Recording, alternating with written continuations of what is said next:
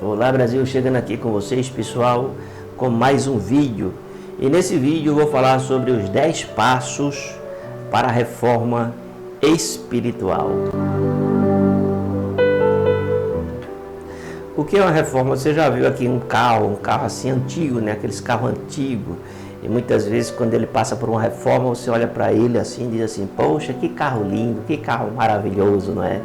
Então, da mesma forma, acontece com a nossa vida, não é? É muito até difícil a gente reconhecer que nós precisamos de uma reforma espiritual. Nem todo mundo reconhece que há essa necessidade, né? Ou seja, já é uma atitude, posso dizer, de humildade da pessoa, né? Quando ela reconhece que ela precisa, claro, de uma reforma espiritual. E é justamente sobre esse assunto que a gente vai falar aqui, os 10 passos da reforma espiritual. O primeiro passo, pessoal, é o arrependimento e mudança, né? Ou seja, o arrependimento ele vem, claro, acompanhado de uma transformação, de uma mudança profunda na alma, na mente, né, do ser humano, certo? O arrependimento ele traz mudanças de atitudes, mudanças de comportamentos, sabe? O arrependimento é algo muito profundo, como diz, claro, a palavra. Arrependei-vos, pois, e convertei-vos para que sejam apagados.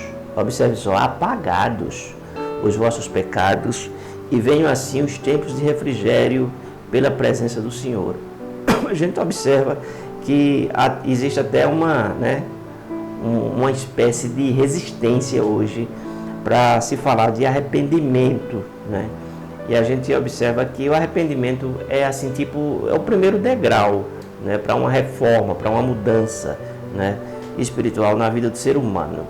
Se nós não nos arrependermos, claro, nós não vamos ser perdoados, porque só existe uma forma do ser humano ser perdoado, é justamente através do arrependimento, não é? E aqui a palavra diz que você alcançará refrigério, né? Ou seja, não existe um sentimento ou uma sensação mais extraordinária do que o ser humano experimentar o perdão de Deus, tá certo? Então, existe aquele perdão que é aquela experiência inicial, quando você ali entrega a sua vida, e existe, claro, muitas vezes aquela questão da cauterização. As pessoas, elas vão se acostumando, digamos assim, não é, a cometer erros, a cometer falhas, e aquilo se torna um hábito. Muitas vezes elas se espelham em outras pessoas, começam a enxergar a vida de outras pessoas, e elas acham que aquilo é normal. E elas muitas vezes sentem essa dificuldade, não é, de entrar novamente, adentrar ali na presença de Deus e, claro, levar uma vida de arrependimento, de confissão, né? E pedir a Deus, claro, perdão, sabe, dos seus pecados. O segundo passo, pessoal, é renovação da mente, né? Na verdade, a pessoa, quando ela é perdoada e ela se arrepende, há uma transformação profunda, né? Que repercute na sua vida, no seu modus vivendi e também, claro, na sua forma de pensar. E a sua visão espiritual, né, ela se amplia, ou seja, a pessoa passa a ter uma mudança de mente. No grego, aí é metanoia, mudança radical da forma de pensar e de se comportar. Nós observamos aqui a palavra, não é, que diz o seguinte, ó: e não sede conformados com este mundo, mas sede transformados pela renovação do vosso entendimento, para que experimenteis qual seja a boa, preste atenção, pessoal, qual seja a boa, agradável e perfeita vontade de Deus. A gente pode até dizer que o ser humano ele só encontra a vontade de Deus e só entende a vontade de Deus, o propósito de Deus na sua vida, quando há uma mudança de mente. Nem todo mundo que está ali naquele meio entende essa metamorfose, podemos assim dizer, né? Você já viu aquela questão, por exemplo, minha esposa estava até falando comigo essa semana, tirou até foto, que ela acompanhou o processo de uma largata, né? De uma largata lá naquele habitat dela, ali na árvore, e aí ela foi se transformando, não é? E ela acompanhou aquele processo da largata que se transformou numa borboleta, não é? E ela mostrou assim, disse, olha, veja que coisa linda. Então, trazendo essa questão da metamorfose, da transformação da largata em uma borboleta, nós podemos aplicar, claro, a vida espiritual. É da mesma forma, quando há uma mudança de mente, tudo se converge, tudo se transforma. As coisas mudam e a pessoa começa a enxergar e a viver uma nova vida, não é? Quando a sua mente é transformada. Vamos para o terceiro passo, pessoal, que é santificação contínua. A palavra santidade, ela significa separado.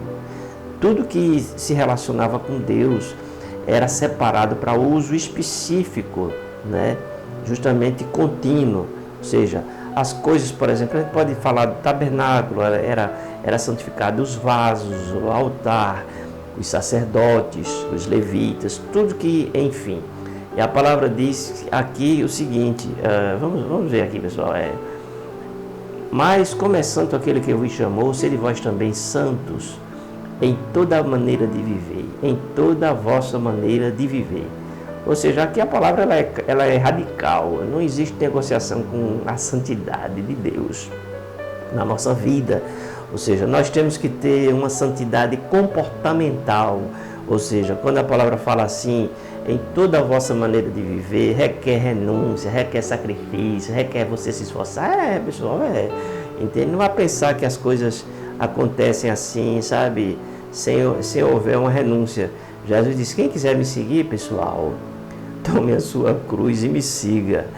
Quem quiser me seguir é como aquele que lança a mão no arado.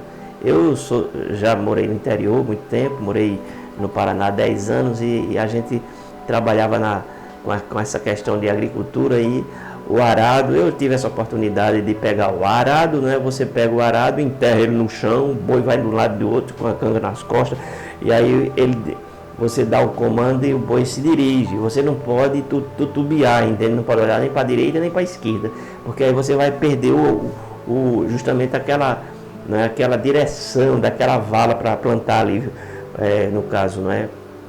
Plantar ali, no caso aqui no Nordeste é milho, feijão, o arroz, né, e tudo mais, aquela coisa toda. Você abre aquela vala, não é? E você sai plantando as sementes, entendeu? O que acontece? A palavra, ela diz o seguinte, também sede santo em toda a vossa maneira de viver. Ou seja, nosso comportamento, não é na questão do ambiente, não é? Entende o que estou querendo dizer? Ou seja, a gente não deve manifestar santidade naquele ambiente, nada no templo, mas nós temos que manifestar a nossa maneira de viver na sociedade de uma forma geral, onde você estuda, onde você trabalha, onde você... Isso é uma reforma espiritual, é um processo, né? Entende? É algo progressivo e contínuo na nossa vida, sabe? Na nossa família, que é onde nós somos testados e somos provados na questão de caráter, né? Enfim, e tudo isso é muito importante na nossa vida. Em quarto lugar, para você viver uma reforma espiritual, quebrantamento espiritual, né? Quão é difícil é a gente se quebrantar espiritualmente, né? Porque estamos vivendo num tempo em que as pessoas são individualistas, em que as pessoas são prepotentes, muitas vezes arrogantes, né? Muitas vezes as pessoas sentem dificuldades de se quebrantar, se render, né?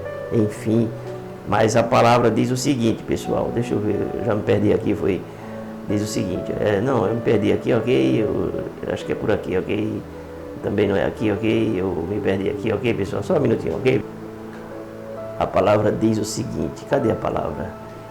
Os sacrifícios para Deus são o espírito quebrantado, a um coração quebrantado e contrito, não desprezarás, ó Deus. Davi aqui, ele alinha, ou ele compara, né, quebrantamento como um sacrifício, né? Veja o que ele diz aqui, olha lá, Os sacrifícios para Deus são espírito quebrantado, entende? Ou seja, quando Davi pecou, vocês observem que ele disse assim, que Deus não queria sacrifício dele, porque o sacrifício era fácil de Davi chegar e, eu pequei, para fazer o sacrifício. Mas aí depois ele diz assim, que Deus queria dele um coração quebrantado e contrito. E Deus não o desprezaria se ele tivesse essa atitude, entende? Então, quebrantamento é isso, é você se render, tá? É você se render aos propósitos e à vontade soberana de Deus. Quando você se quebranta, Deus, ele olha para você e Deus lhe restaura. Deus restabelece o que você perdeu, restitui, digamos assim. Tá certo, pessoal? E em quinto lugar, foco na palavra de Deus. A gente observa que hoje em dia as pessoas elas estão menosprezando a palavra de Deus, não é? Não pode haver uma reforma espiritual numa igreja, na vida de uma pessoa, na família, na sociedade, se despreza a palavra, não é? Quando você despreza a palavra, Deus diz assim, lá em Provérbios, se alguém desprezar a minha palavra, eu o desprezarei. Entende? Então hoje a palavra está sendo desprezada nas escolas, nas universidades, na faculdade, na sociedade. E por que não dizer até mesmo na igreja? Agora a igreja não é culpada, porque a igreja ela é um organismo vivo. Ela é alimentada pela palavra. E quem é responsável para ministrar a palavra? É justamente aí onde eu quero chegar. Por isso que há muitos altares rachados. Você lembra, por exemplo, daquela expressão altares rachados, justamente por esse motivo. Qual o motivo? Porque se menospreza a palavra de Deus. Tá? Então vamos aqui para a gente fechar, né? Vamos fechar. Lâmpada para os meus pés é a tua palavra e luz para o meu caminho. Há um versículo que diz assim, por falta de ensino meu povo se corrompe. Quem é que ensina? Claro, aqueles que são responsáveis para ensinar, para pregar, enfim, essa questão toda. Tem lugares que a gente chega que a palavra não tem mais espaço, né? Eu fui pregar numa igreja e lá tinha coral, tinha crianças, tudo para cantar, adolescentes, aí tinha grupo juvenil, aí tem mais aqueles cantores que aparecem, né? Vamos ouvir a irmã Marinha, o irmão Toninho, a irmã Zequinha, o irmão fulano, ciclano, beltrano. Resumindo, me deram 10 minutos para pregar a palavra. Eu, claro, enfim, preguei em 10 minutos, mas é para você ter ideia como é que está acontecendo hoje. E isso está acontecendo nas igrejas tidas como igrejas históricas no Brasil, né? Ou seja, eu observo que entrou nelas o Icabô. Claro que eu não vou generalizar, porque aí eu estaria sendo injusto, mas entrou nelas o Icabô. O Icabô é uma expressão hebraica que foi usada pela nora de Eli, quando a Arca da Aliança ela foi levada. Ela usou essa expressão, Icabô, significa foi-se a glória de Deus. Resumindo, a gente pode traduzir, foi-se a unção, foi-se o poder, foi-se a vocação, foi-se a dedicação, foi-se a santidade, foi-se o compromisso com Deus e também o compromisso com a sua palavra. Então a gente observa isso de uma forma geral. Em sexto lugar, pessoal, a gente pode dizer o seguinte. Aliás, o sexto passo, ia me perdendo aqui, abandono do pecado, não é? Tem aquele pecado, pessoal, que é aquele pecado que a gente comete, pensamentos muitas vezes, muita gente fala que não deve, coisas assim semelhantes, que eu estou sujeito, você também, como ser humano, enfim, aquela coisa toda. E que você reconhece que, né, você não está correto.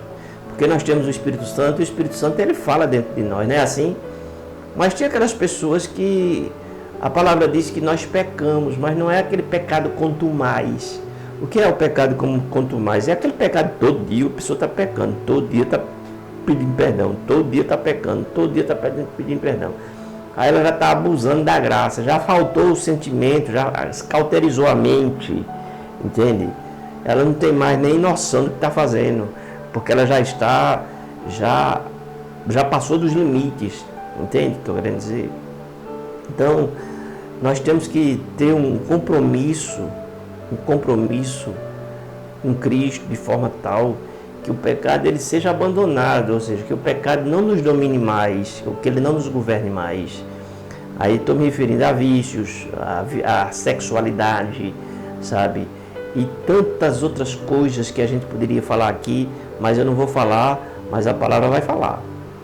Assim também vós considerai-vos certamente mortos para o pecado, mas vivos para Deus em Cristo Jesus, nosso Senhor. Entende o que eu estou querendo dizer? O que é se considerar morto para o pecado? É quando a pessoa tem o entendimento que Cristo, quando foi crucificado na cruz, ele morreu por mim, morreu por você. E a palavra diz que nós fomos crucificados com Cristo e ressuscitamos com Ele. O que significa isso? Quando a palavra diz assim que eu fui crucificado com Cristo, significa que o meu velho homem morreu, é que a cruz resolveu o problema. Entende o que eu estou querendo dizer? E que a partir de então surgiu ali uma nova criatura. Isso tudo, claro, através da fé. Quando eu tomo posse dessa palavra pela fé, entende? Aí eu vou entender realmente, certo? Que essa reforma espiritual, ela é para mim, e eu tomo posse dessa reforma e passo, a partir de então, claro, a viver esse novo tempo na minha vida. Se você chegou até aqui, pessoal, eu queria pedir para vocês assinar o canal. Esse canal ele tem muita dificuldade de crescer, mas eu acredito que esse conteúdo é de valor para a sua vida, claro.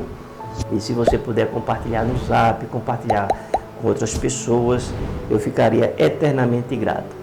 Não esqueça de assinar o canal e ativar, claro, as notificações. Não pode, pessoal, não pode haver uma reforma espiritual na vida da pessoa se ela não reconhecer que há essa necessidade. Tá certo, pessoal? Vamos agora para o 7º passo, oração constante, não é? Ou seja, aqui está justamente o calcanhar de Aquiles na igreja hoje, na nossa vida de uma forma geral, porque a oração, ela tem sido abandonada, mas sempre há um tempo de retomada da oração, né? Teve um tempo que eu relaxei um pouco nessa questão, e eu me conscientizei, desculpa aí, pessoal, eu me conscientizei de que eu precisava voltar ao primeiro amor concernente a essa questão de oração. Observe só, vamos tirar um raio-x do que acontece hoje. Qual o raio-x que a gente pode tirar? Por exemplo, veja os cultos de oração dos anos 80 e 90, eram aqueles cultos, eu digo isso porque eu já tenho mais de 40 anos que a gente vem caminhando, ok? Nos anos 80 e 90, pessoal, as igrejas, culto de oração, a gente via aquela sede, a gente via aquele fervor, a gente via aquela dedicação, a gente via que tinha pessoas que nem se contentavam com aquele culto de oração. Quando elas saíam dali, elas continuavam em oração. Entende o que eu estou querendo dizer? Eu me lembro que tinha pessoas que diziam assim, olha, vamos orar no monte na sexta-noite ou no sábado à noite. E as pessoas não se contentavam. Tinha gente que chegava e dormia lá. Sabe, pessoal? Aquela sede, aquele ambiente, sabe? Aquela vontade que as pessoas tinham. A gente observa que, de uma forma geral, houve uma perda muito grande desse sentimento, né? Ou seja, desse desejo de oração. Então a palavra diz aí, ó, 1 Tessalonicenses 5:11, me parece, eu estou sem óculos, orai sem cessar. O que significa orar sem cessar? Orar sem cessar significa você não parar nunca, você não desistir. Não é orar, não diga assim, você não precisa se isolar feito monge, né? Mas você ter aquele pico, você ter aquele ritmo, você ter aquele hábito, né? Eu sempre digo assim, ó, tem um ditado popular que diz assim, que o hábito faz o monge. Eu sempre digo que tudo na nossa vida é um hábito, ou seja, Quando você se habitua a fazer aquilo, você sempre vai estar fazendo. É uma questão de hábito, entende? No início é um pouco difícil, mas depois você vai se adequando, você vai se habituando àquilo. Então é o que diz aqui a palavra, ó, orai sem cessar.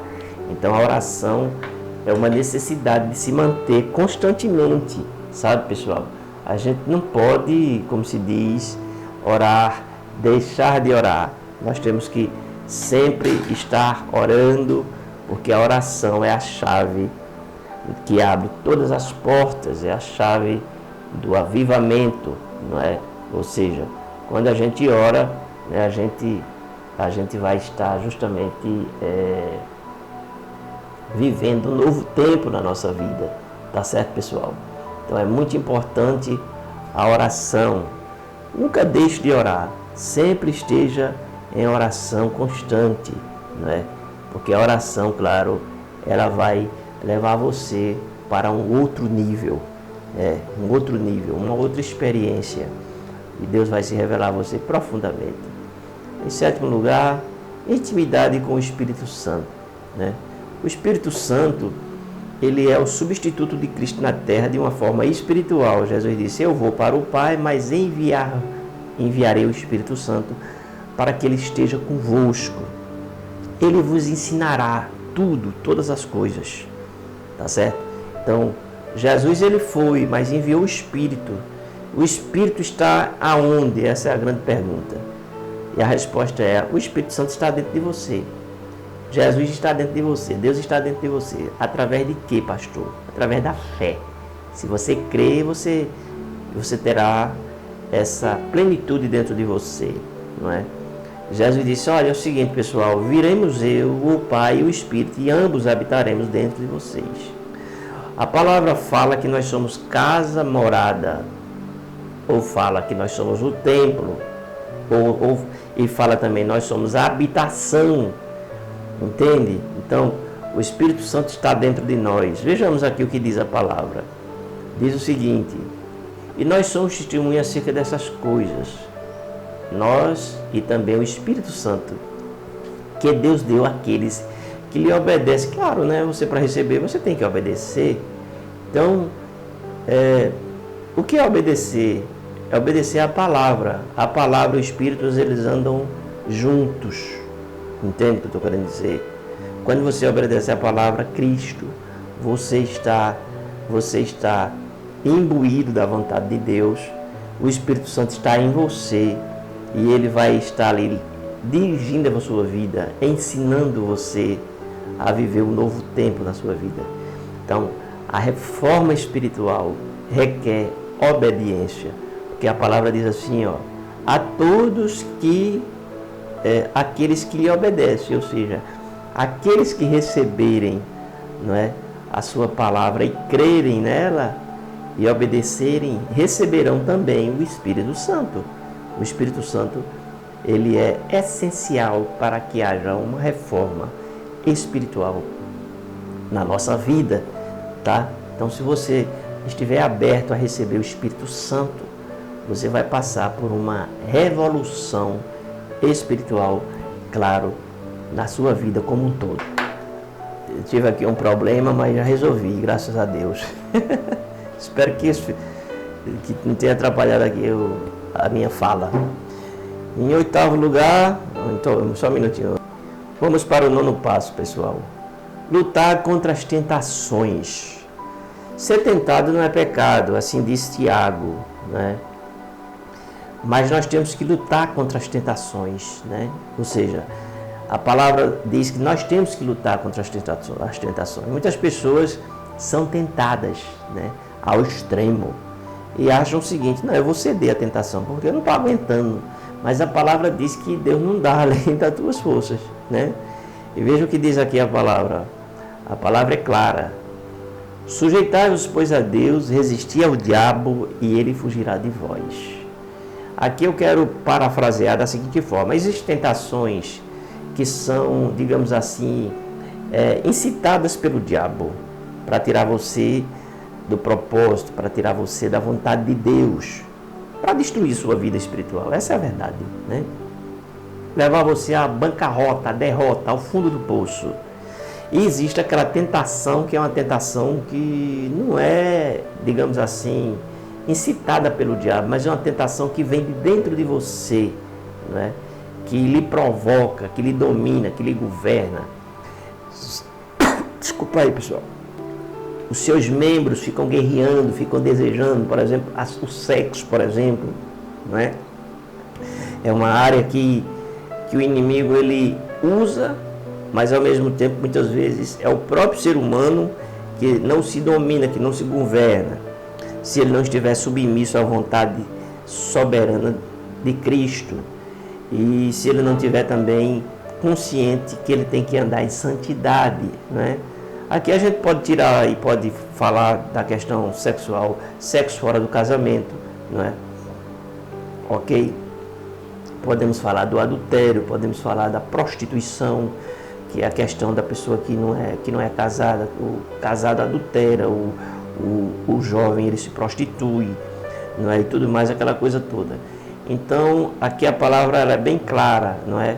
Ou seja, sujeitai-vos a Deus e resistir o diabo, e aqui ele fala, e ele fugirá de vós, né? Vocês observam, Jesus quando foi tentado, o diabo ele tentou Jesus com as necessidades básicas, né? Ou seja, foi alimentação e tudo mais, aquela coisa toda, né? A questão do pão, ele transforma essas pedras em pães. O diabo sabe todas as nossas necessidades, né? Físicas, espirituais e etc.